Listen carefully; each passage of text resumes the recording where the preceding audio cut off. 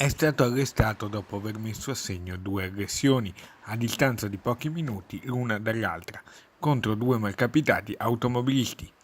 In manette per rapina, prima tentata e poi anche consumata, è finito, grazie all'intervento dei carabinieri, un mestrino di 55 anni, con diversi precedenti alle spalle, che si trova ora rinchiuso nel carcere di Santa Maria Maggiore in attesa del processo per direttissima. Tutto è successo nel pomeriggio di ieri. Il primo episodio in via Spalti.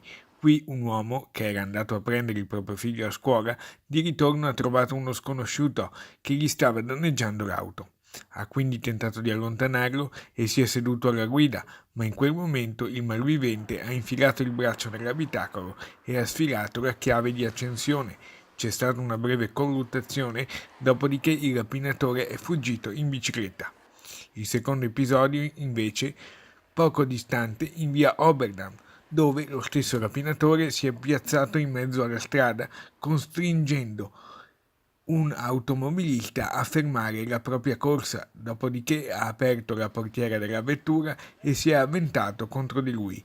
Il conducente del veicolo è stato anche ferito, con il morso ad una mano, ma poco dopo sono giunti i carabinieri, cui il primo automobilista aggredito aveva dato l'allarme, che hanno immediatamente posto fine a questa escalation di violenza.